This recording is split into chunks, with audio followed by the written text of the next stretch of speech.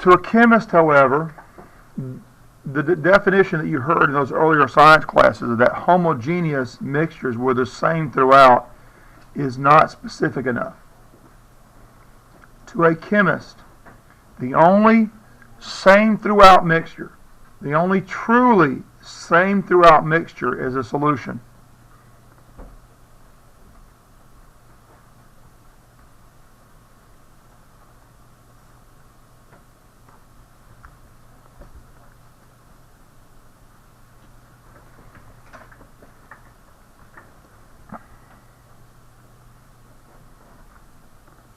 In a solution, the solute and solvent particles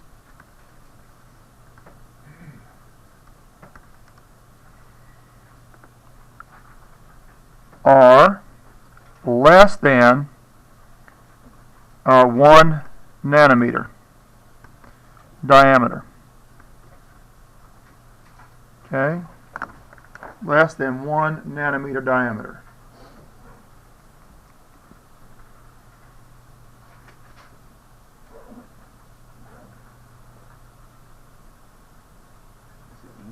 Yeah, it's supposed to be in the end, but I messed it up, so I tried to use a little white out. It didn't work so good. That's at the end. Okay. Okay, let's talk briefly about what a nanometer is. That's a pretty small size. Okay, everybody knows what a meter looks like, right? How big is a meter? It's a football field. A meter is a football field? No, 100 meters is a football field. No, 100 yards and a meter is slightly larger than that. Okay? You got to add the end zones, so it's pretty much 100 meters. Well, that's if you add the end zones, yeah, it's pretty much 100 meters. That's right. Okay? All right. If we cut a meter, so let's say we got a piece, a meter stick, okay, and we cut it into 1,000 pieces. Okay? If the meter stick is stretched out like this, we slice it into 1,000 slices. If they're all the same width when we're done, then all those tiny little slices will be a millimeter.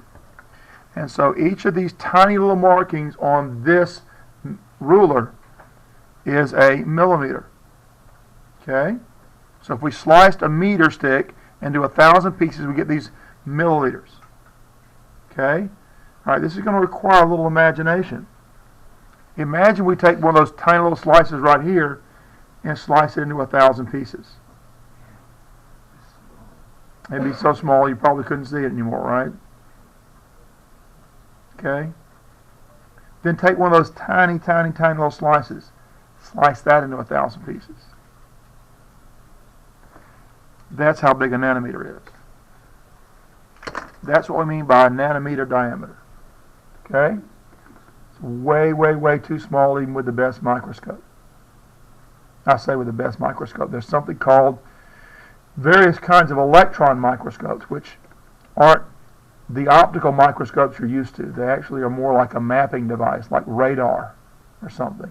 Only they use electrons instead of radar waves. They can actually see something that's small as a nanometer if it's sitting still and not moving around. If it's moving around at all, they can't see that even that, or map it, I guess is a better way to say it. Okay? All right. So it's really, really, really, really small particles mixed together. Okay? If you have a solution, a true solution, then if you sit it down somewhere, it doesn't settle or separate on its own. It stays mixed together. Okay? All right. Separating the parts of a solution, that is to say the solute and solvent. Separating the solute and solvent particles in a solution requires a chemical process.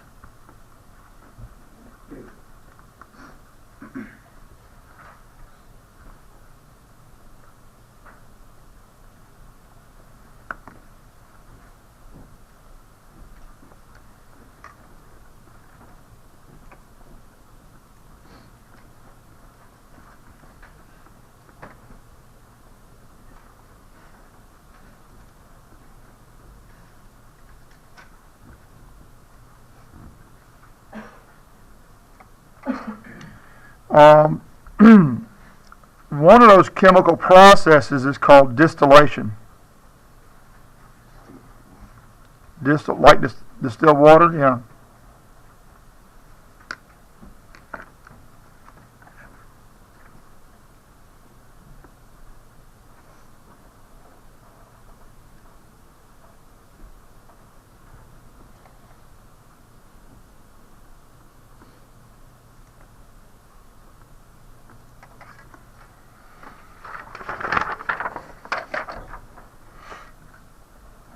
So let me explain what distillation is for a minute, okay?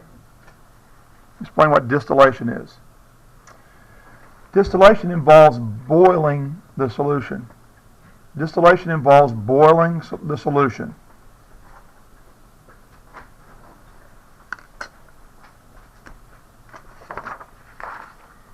So we might have a Florence flask on a hot plate or something, okay, and we boil the solution, okay, then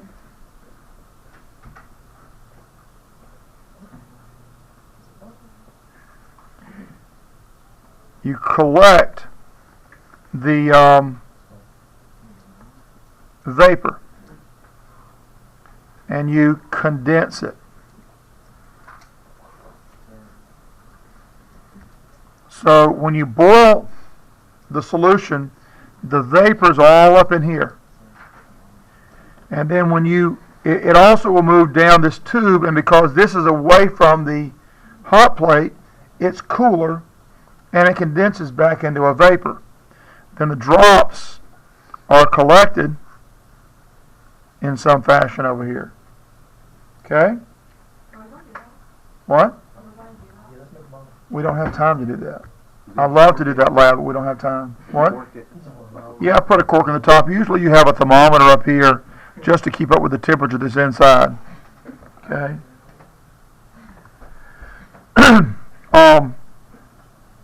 Now, the vapor and then the condensed vapor here is higher in concentration. The vapor is higher in concentration of the part of the solution that has the lower boiling point. The vapor in condensate, it's called, condensate. The vapor in condensate is higher in concentration of the part of the solution that has the lower boiling temperature. Huh? Than the part of the solution. Okay?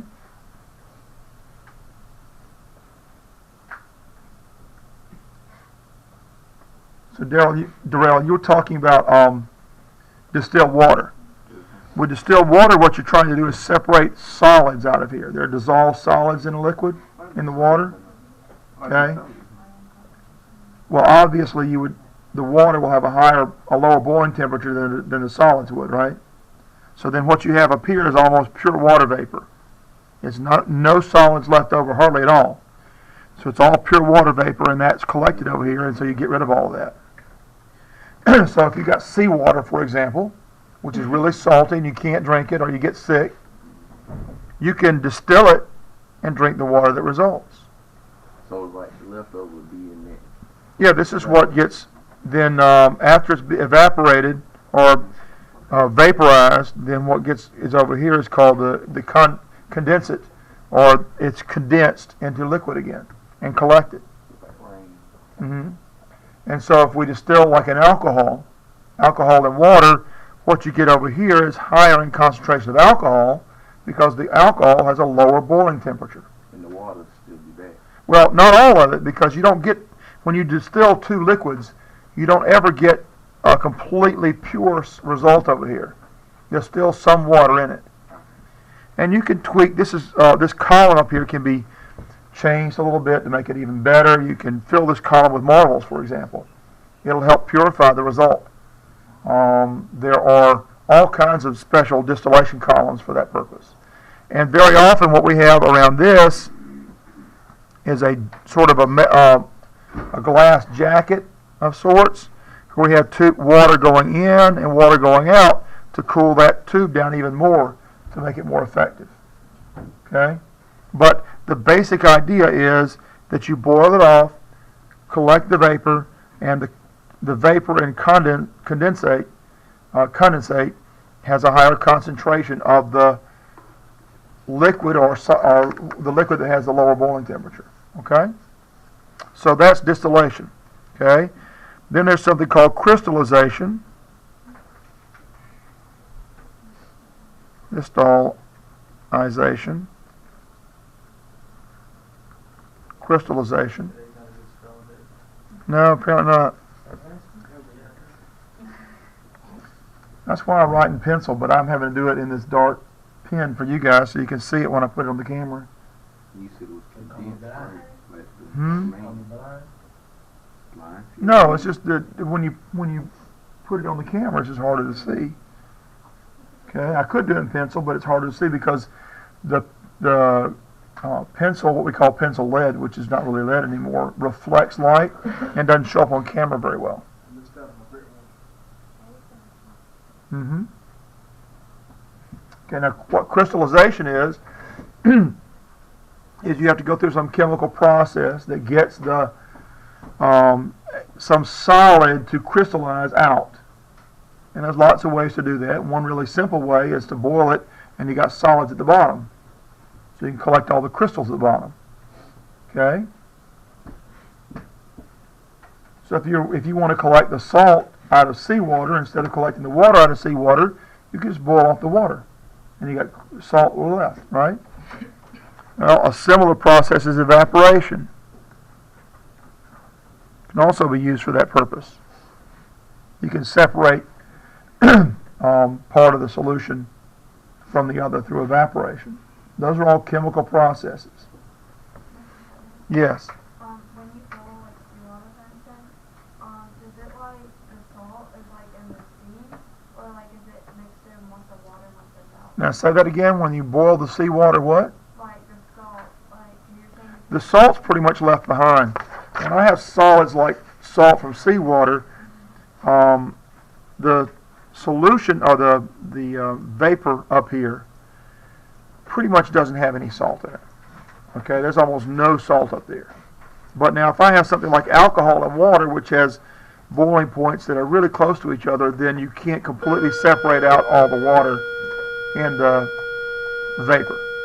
So like when you boil it, there'll still be salt on the bottom. Yeah, the salt, with seawater and stuff like that, the salt stays down here, pretty much. Yeah, yeah. So you end up with a crystallization even if you're doing distillation, if you're getting solids out of the water. How about like when you boil like table salt, like you know how you add it to water sometimes to make it boil faster? Like doesn't it like disappear from it? Doesn't do what? Like disappear, like you don't see it anymore. Well, that's only because the salt's dissolved.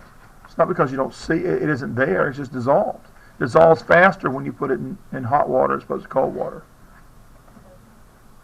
Okay? The presence of salt doesn't so much, well, it depends on what you mean by faster. It doesn't so much boil faster as it nucleates the process, and it looks like it's going faster. Okay? And that's a whole different thing that's kind of outside the scope of the class. But if you were to take the same container, same size container, same construction, everything, exactly the same kind of container, fill them both with the same amount of, one with plain water and one with salt water, and have to start with the same temperature, it would probably, well, let me think now, hold on. No, I actually could do it because you could reduce the heat capacity. But the temperature of the salt water has to be higher. Okay? So it really kind of depends on what concentration you're working with. That'd be an interesting project to see exactly what range of salt water would boil, quote unquote, faster. That makes sense? In fact, you probably have to have exactly the same hot plate every time. And because different hot plates actually behave differently. So it's kind of hard to tell from just using different hot plates. They're not all perfect. All right, so that's the way you separate them. Now, how about some examples? All right, some examples of solutions. There are lots and lots of examples of solutions.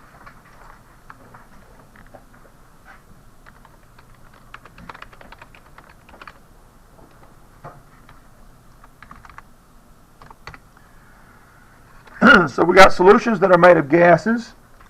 Okay, solutions that when they're actually in the solubilized or dissolved form, they're made of gases. Okay, and we can have gases dissolved in gases.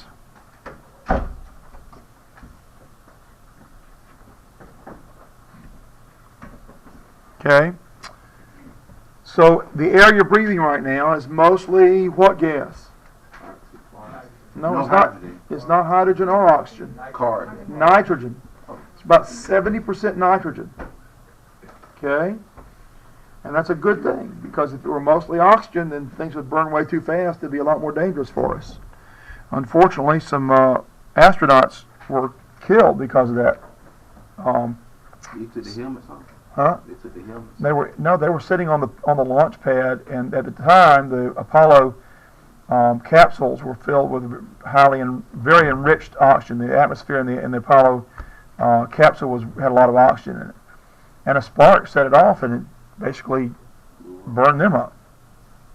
Okay, and not because of just because they were the fuel, and that doesn't happen in regular air. So we Okay. need nitrogen. Huh? We need nitrogen. Breathing pure oxygen can actually be dangerous. You get I forget, it's kind of an oxygen high. It makes you kind of, it's not good for you necessarily for a long period of time, if I understand it correctly, okay?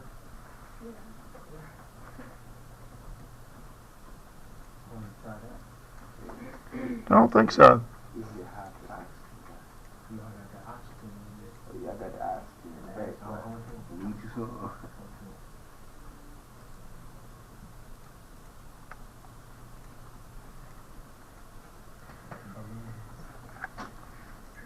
And now you know the old people that be having the containers with? Yeah. You think that's all oxygen?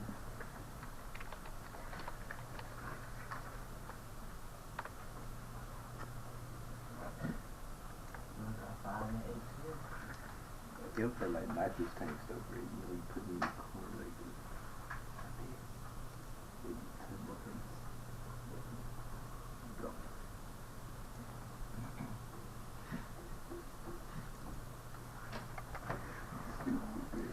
Okay. Then we can have liquids dissolved in gases. Yes. Huh? What did she say? Can I get a drink? Yes.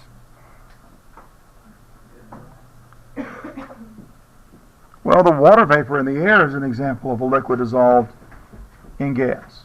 Okay? Water vapor is typically a liquid at room temperature and pressure, or water is. So, by dissolving water in the form of a vapor in air at less than 100 degrees C, then what we have is a liquid dissolved in a gas.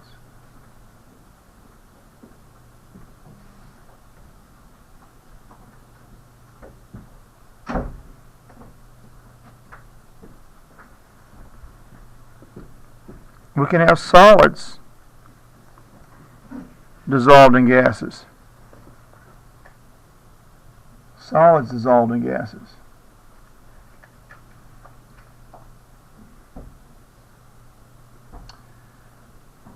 Any solid particle, if you can get the particles down to less than a nanometer in diameter, like we defined up here, and it's in the air, well, that'd be a solid dissolved in a gas.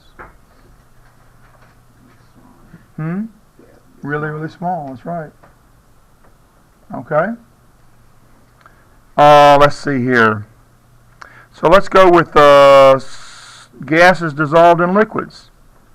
What would be an example of a gas dissolved in a liquid?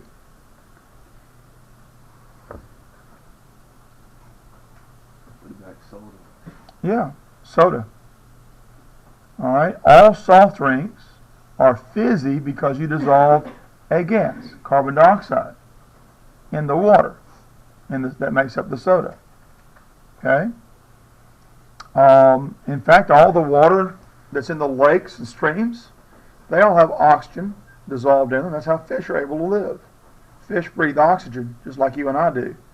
Only they take the oxygen out of the water. Okay? Yeah. Another example of solids to gases. Solids dissolved in gases. Yeah, the second thing. You want another example of something that might represent that? Yeah. Oh, let's see.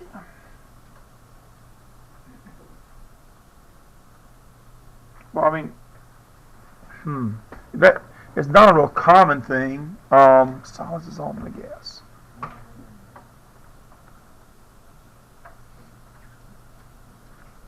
What was the first one you said? Well, I said any kind of solid dissolved in a gas. Like, I mean, if you crush up table salt small enough so that the particles of table salt are less than a nanometer in diameter, that's a solid, and throw it in the air, that's a solid dissolved in a gas. That make sense? Any individual Dry ice. No, dry ice itself is a solid itself. Yeah, but like when you put it in the air, it's Yeah, but then it becomes a gas. so it's like solid to gas. It goes straight from being solid to gas. Now the white sort of color you see is not the carbon dioxide. It's the air. It's the moisture in the air that's becoming a fog. So that would be a good example of solid to gas. No, we're not talking about going from solid to gas. We're talking about dissolving a solid in a gas. Okay? So we have to have particles of the air make up the solvent, or particularly nitrogen, since it's in the highest concentration in the air, would be the solvent. And if we could get any kind of solid particle that we could volatilize so that it becomes a tiny particles less than a nanometer, then that's a solid dissolved in a gas. Okay? It's not something you think about a lot, but it's there. Does it make sense now? Okay? I mean, there are tiny little dust particles in the air all the time. You know, you can't even, the ones that are small to be a solution, you can't see. If it's large enough that you know how you can see little dust particles when a light shines through a window?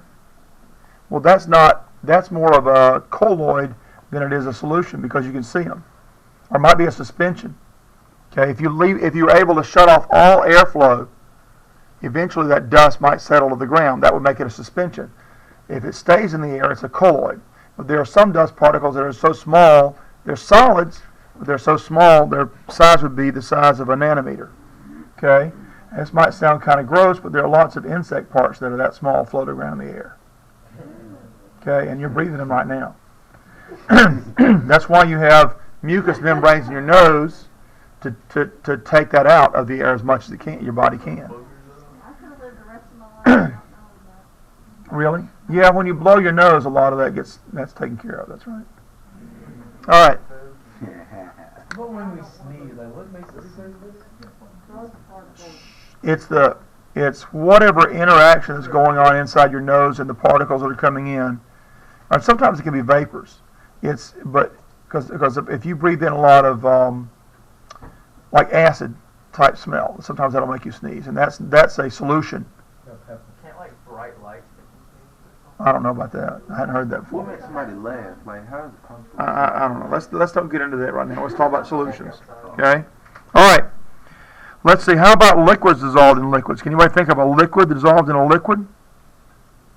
I would say oil and water. This any type of water. Well, boiling water is not a liquid dissolved in a liquid. No, I say oil and water. Oil and water. Well, if you can dissolve the oil in water, yeah, but the oils usually don't dissolve, do they? Yeah, that's what I'm saying. Was that chocolate? What?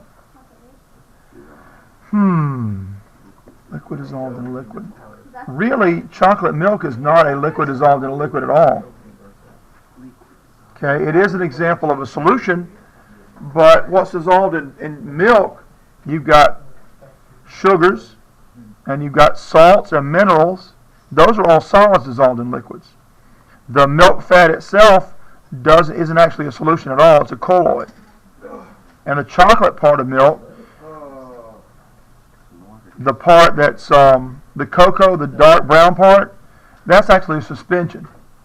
Okay, because if you leave it sitting in the refrigerator, that cocoa will settle at the bottom, so it's a suspension. But a liquid dissolved in a liquid. Anybody think of anything that's a liquid normally that you can dissolve in another liquid? No? Is this something that we use every day? That stuff, flavoring stuff that you want? Yeah, there are lots of flavorings you can put in water. Some of them are liquids. Yeah, what? Not the powder stuff, about like little. Hawaiian punch. What about little Hawaiian Well, it punch? depends on what was in there. So sometimes even the stuff you dissolve in there is already a solution.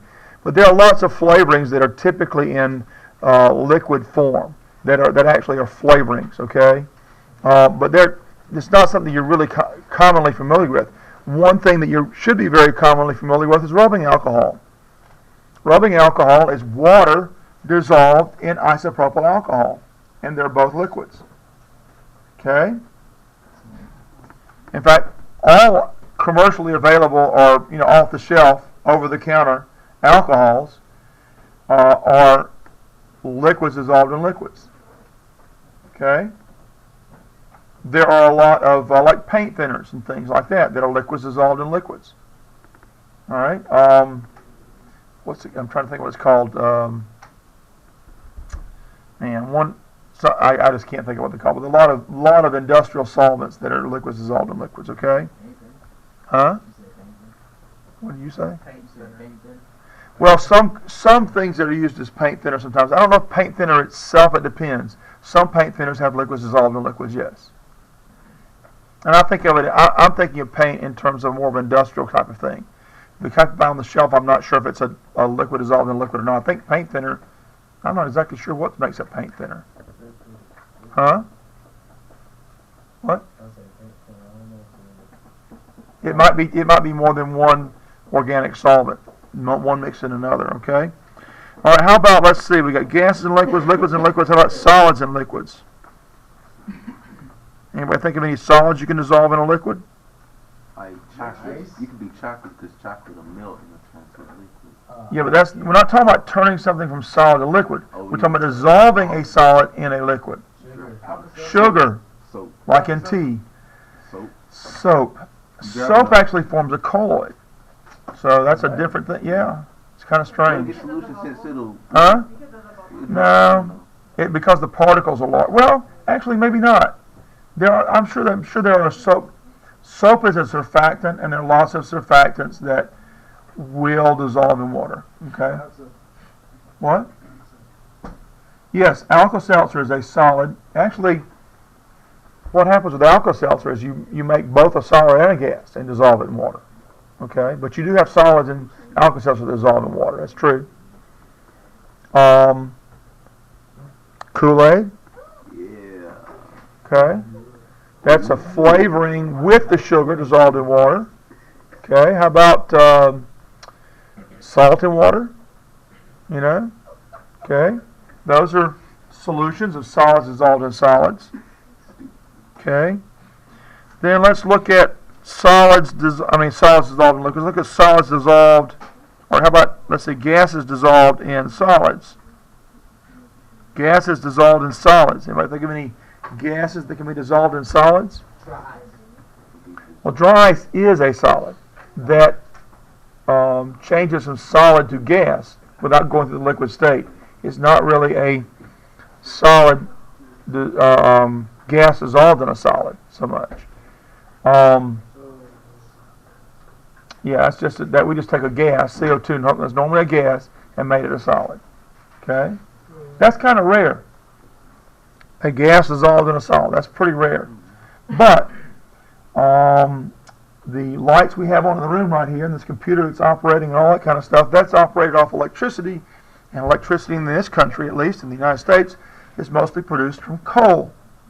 And coal is a mixture of different types of hydrocarbon compounds. Some of them are gases. How does coal produce electricity? Well, you take coal and you boil water, and the steam turns turbines, and the turning turbines generates electricity. The turbines have big magnets in them that make the electricity flow through the wires. Okay? All right, so the fact that some of the components, the different kinds of molecules that are trapped together, making up this solid chunk of stuff we call coal, would normally be a gas, like methane and ethane and butane, then that's an example of a liquid dissolved in a solid. Does that make sense? We talked about how shorter chains tend to make gases, middle-sized chains make liquids, and really long chains tend to make solids. Okay, well, coal is a lot of those long chains stuck together through these London forces, but trapped in there are some liquids and some gases. Okay, through those London forces. All right, so how about liquids dissolved in solids then?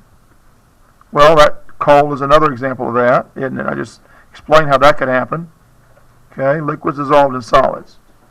Okay, there used to be something called they don't use it much anymore, but they used to have a type of filling they used in your teeth.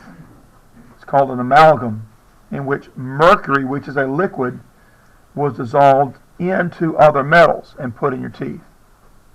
Okay, they don't use that much anymore, but that's an example of a liquid dissolved in a solid. Mercury, which is not a good thing to have in your body. Wow. Because it's mercury. It's poisonous.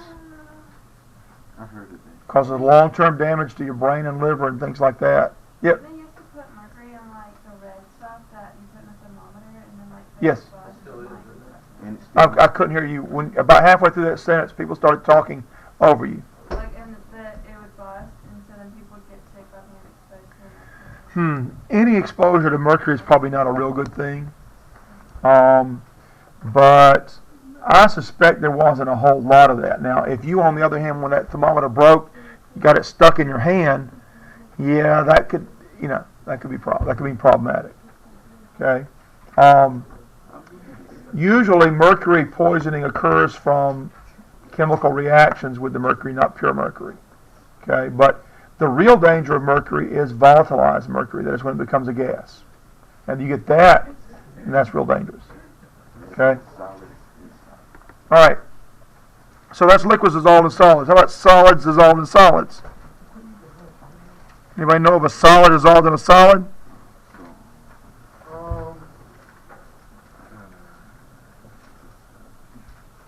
Solid dissolved in a solid. Yep. Steel. Steel is a solid dissolved in a solid. Like anything mixed together, like What does that bronze to bronze. Yes, bronze is a solid dissolved in a solid. Well, but copper. Copper is one of the two components in bronze, but copper itself is a pure metal, so it wouldn't be a solution. Aluminum. We're looking for solutions here. Okay? Anytime you put one metal inside another metal, making a oh gracious, the term escapes me at the moment. Double metal. Alloy. Any kind of alloy is a solid dissolved in a solid. Okay, but steel is not an alloy so much. It's actually a solution. It's where you have carbon dissolved in the iron. Carbon dissolved in the iron. Okay? Now, if you mix other things in there, like chromium mixed in the iron with the carbon also, then you've got stainless steel. And you can have tungsten steel, which is really hard and has a lot of shear strength.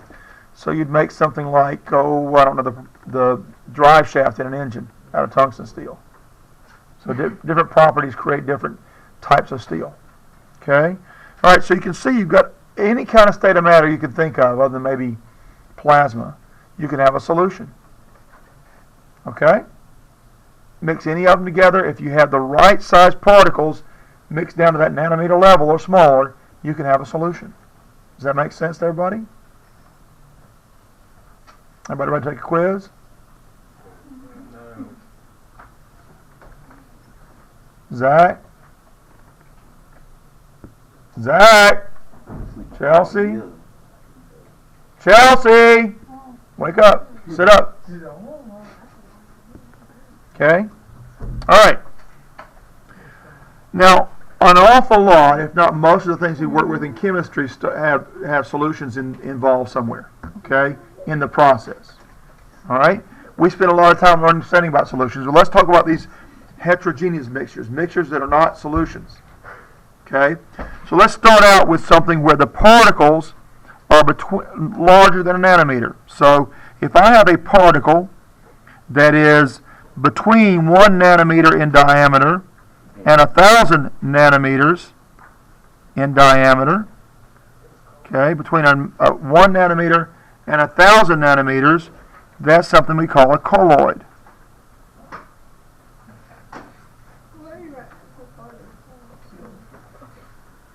Okay, 1 nanometer and 1,000 nanometers. Between those two, you've got something called a colloid. Let's see. These can be separated with some of the same processes as separating solutions. So if you have a colloid, you can use distillation. You can use crystallization sometimes.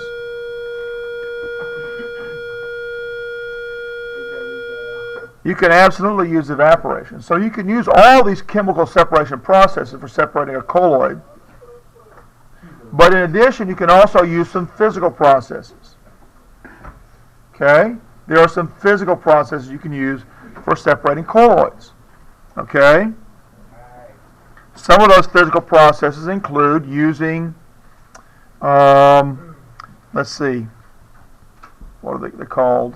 Oh, I forgot over here on the separation processes, you can also use, let's see,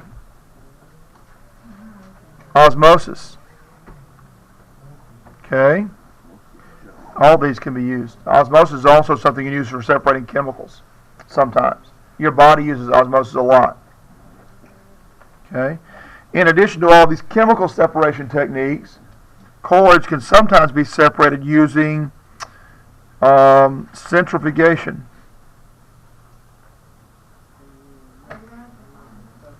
Huh? Absolutely.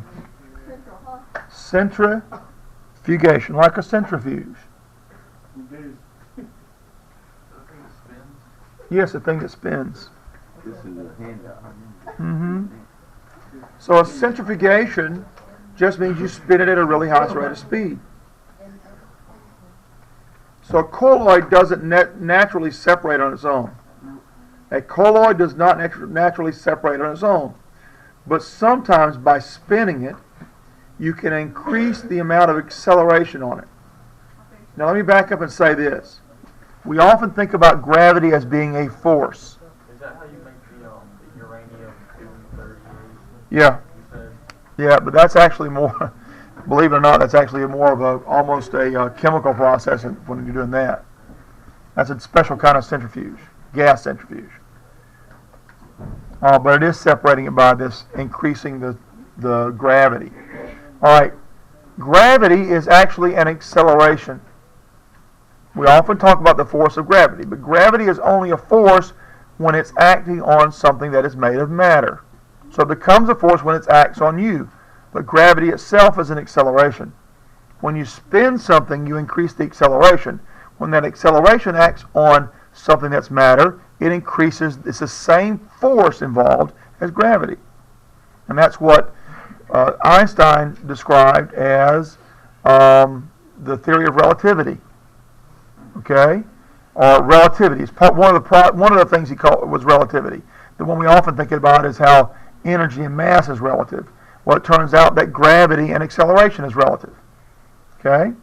So if you're driving in a car and you go around a curve in a hurry, it tends to throw you against the door. Okay? That acceleration is the same kind of force that's happening when you're pulled down to the ground by gravity. Huh? Yes. Yeah. How does it work if you're like, if the world is spinning? How does it work so it's pushing you down instead of leaving before that? Because the acceleration due to gravity is much greater than the acceleration of the spinning of the Earth. Okay? So if the Earth stops spinning, we start floating. No. If the Earth stopped spinning, you would weigh more. So that's why you weigh so little on the moon, because the moon No. is spinning. No. You waste a little on the moon because the mass is so much smaller.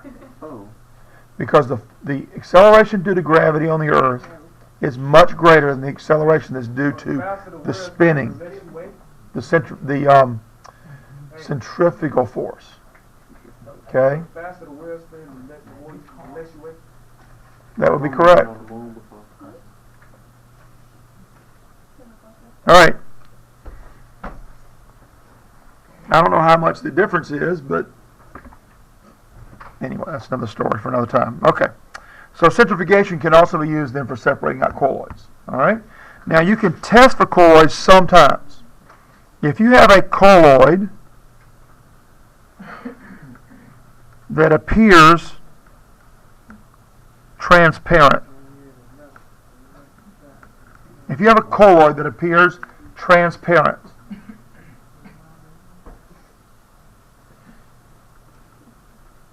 you can tell it's a colloid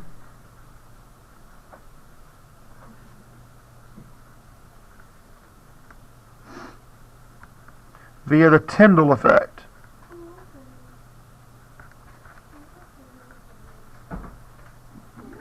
Now the Tyndall Effect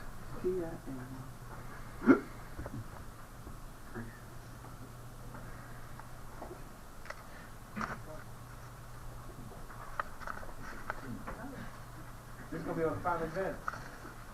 everything in this class is on the final exam. Everybody can say it. Okay, Except for me. so the Tyndall Effect. So I've got a container here that I'm going to put a colloid in. All right? And I'm going to shine a narrow beam of light, like a laser maybe, or a highly focused LED. And I got this narrowly focused beam of light shining through the stuff. Okay? If it's a solution, the narrow beam of light will stay just like that, a narrow beam of light. Okay? In fact, you'll hardly even tell it's there. I like it flashlight. But if it's a colloid, the solution starts to glow. At least, especially around that narrow beam of light. All right? Because the particles in a colloid are between a nanometer and 1,000 nanometer, and that's enough to reflect the light. It's large enough to reflect the light. The particles are large enough to reflect the light.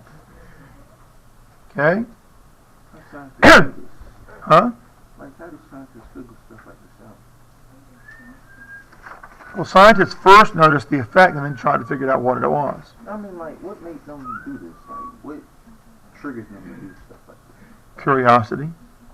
I like it. So they get paid for the curiosity. Well, some scientists are paid for what's called applied science, which means taking what's already known about science and using it to do new things. And I suspect most scientists actually fit that category.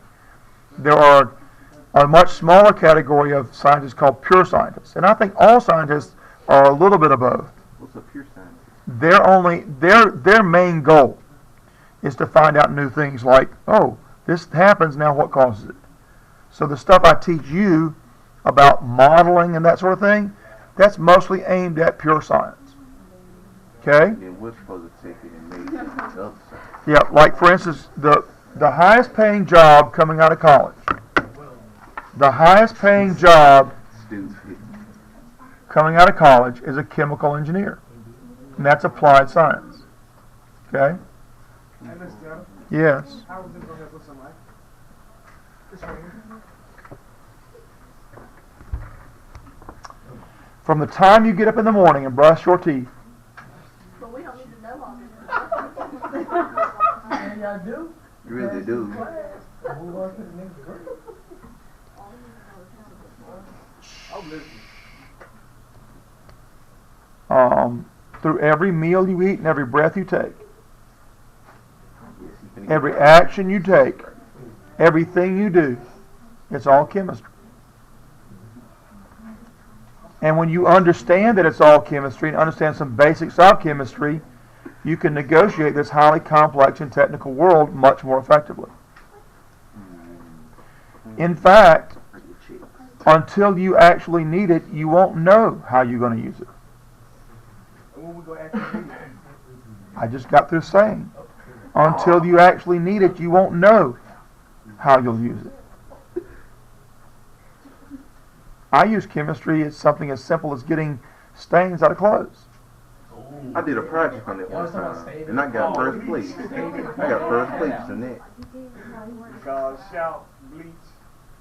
Got to go.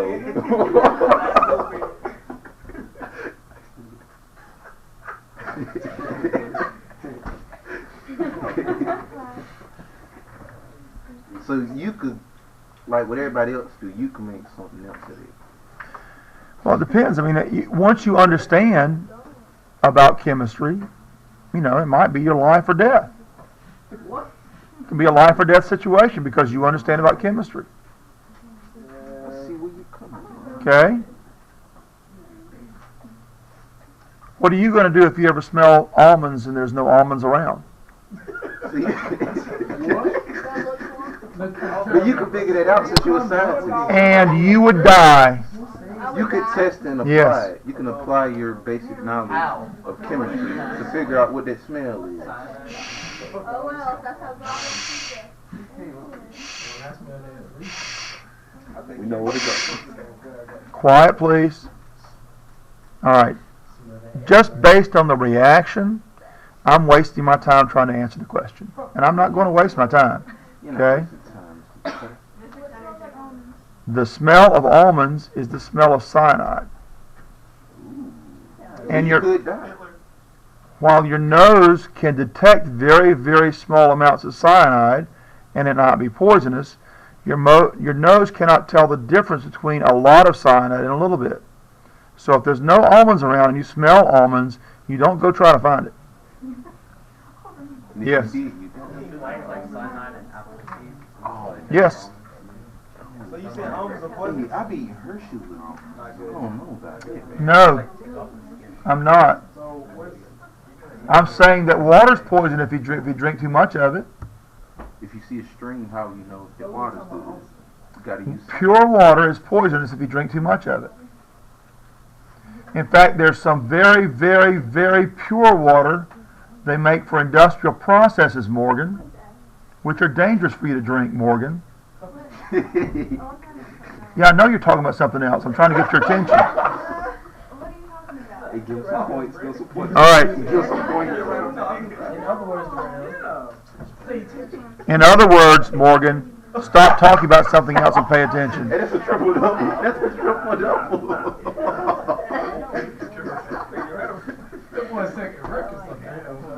All right. Suspensions. Shh. Suspension particles are greater than 1,000 nanometers.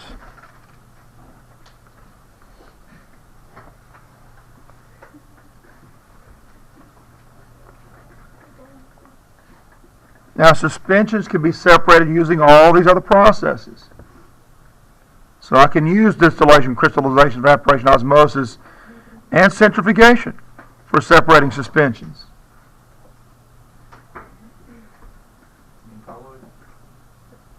Well, I use it. That expresses kindness. That's both a chemical, biological, and apparently social process. But I'm not an expert in it, so I'm going to avoid answering that one right now. Let's get back to chemistry, okay? We seen this in the video. That's what we seen. Yeah. Yeah. All right. So if it's greater, what happens with the reason you know it's a suspension is this. You know it's a suspension of this. If you leave it undisturbed and it settles out on its own, it's a suspension. Now that's assuming it appears to be dissolved. If it appears dissolved, but if you leave it alone, undisturbed, unagitated, and it settles out, then it's a suspension. Like milk? Well, not like milk with chocolate milk. That's what Katie was talking about a while ago. Okay, she mentioned chocolate milk. If you take, the chocolate you buy in the store and stir it up in plain white milk, and then you put it in the refrigerator for a couple hours, all the chocolate settles to the bottom. Well, that causes a suspension. The cocoa particles themselves are not soluble. They're insoluble, and they settle to the bottom. So when you think you got it mixed up, they're just small and spread out? It depends. If you think you got it mixed up and you leave it on the counter, don't touch it for a while, and it settles the bottom, that's a suspension. But you can't always tell a colloid from a solution that way, because a colloid doesn't settle out. So if we take a magnifying glass, look through it, like take out, we can see the difference. For suspension, most suspensions you can see with at least not a magnifying glass, but what's the thing you use in biology a lot? Microscope, yeah. An optical microscope can usually be used to see a suspension particle. Not always. Depends on how good it is. Okay? All right. And then, if you got a particle or a mixture that doesn't stay mixed at all, just immediately settles. Not stays, kind of like stays in there, but then settles out after a couple hours, but doesn't do it at all, then that we might call a coarse mixture. Is that an A or E? C-O-A-R-S-E, coarse mixture. So a lot of this has to do with behaviors. Solutions are solutions, or colloids are colloids, and suspensions are suspensions because of what they do. But the reason they do them has a lot to do with their size.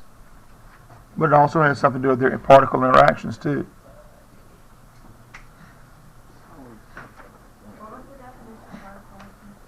For what now? If it won't even stay suspended. If the particles are too large to even stay suspended, then we wouldn't even call it a suspension. We'd call it a coarse mixture.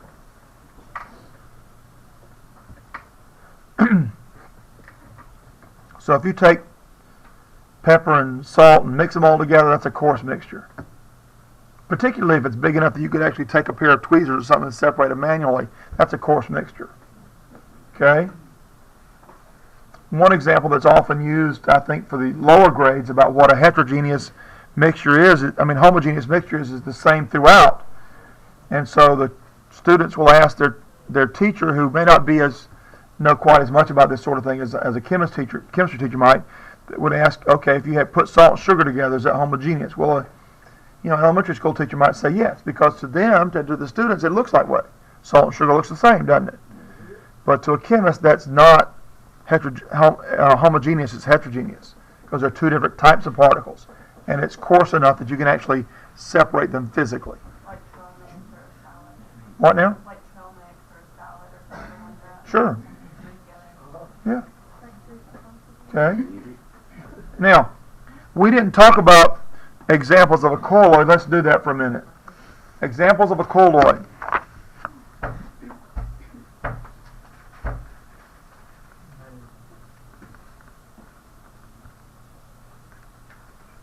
Fog. That's a gas, ain't it?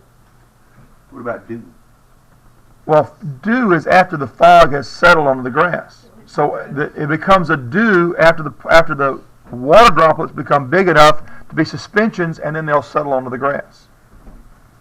Okay, but fog itself is considered an example of a colloid. Okay? Mayonnaise. Ew. It's yucky. I can't eat mayonnaise. No, Milk without the chocolate in it. Actually, milk is kind of an example of both a solution and a colloid. In milk, you've got milk sugars and minerals, and they make up a solution. But the part of the milk that's white, that's globs of fat. And those fat particles are between a nanometer and 1,000 nanometer, and that makes the milk itself a colloid. That's why I put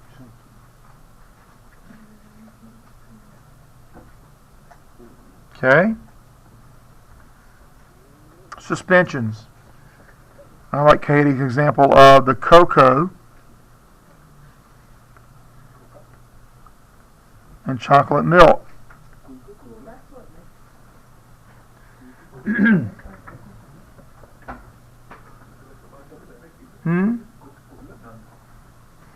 So that's one example.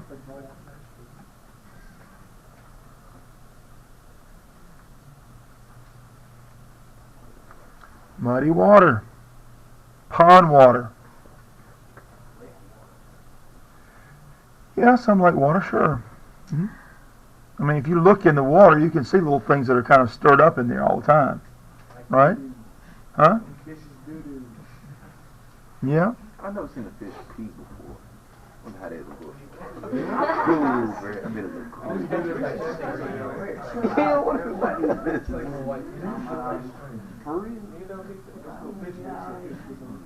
What if you got cool enough? All right, and if you take that lake water or pond water or muddy water, put it in a jar, leave it on your kitchen counter, and don't touch it, all that stuff settles to the bottom, right? It looks like it's stirred up in there, but it's a suspension. So basically, you can have your own filter if you have patience. You could have your what now? Like a filter. It'll filter by itself. You just have patience. It'll filter out a lot of the particles, yes, but there are still some particles small enough to be a colloid. They don't actually ever settle out on their own. So yeah, so a lot of it would. Okay, the solids anyway, you could filter them out, but you couldn't filter out the dissolved solids. If they're truly dissolved, that makes a solution. So a lot of minerals are in the water, create like hard water. I don't know if you've ever heard of that before. Okay, hard water is the result of dissolved minerals, dissolved salts. Huh? Down south, got hard water. Down south? How much further south? 'Cause we're in south right now. I'm saying we got hard water. Okay, well, you have hard water in a lot of places, south and north, yeah. What the mold become? The mold? No, mold does. Mold. Oh, it's is it a what is that? Is that a fungus? I got a cup of water in my room one time. Like a while. I seen The spores of mold are floating around in the air right now. So our air is a colloid in that there are spores of mold floating around here right now. What makes it form into like a...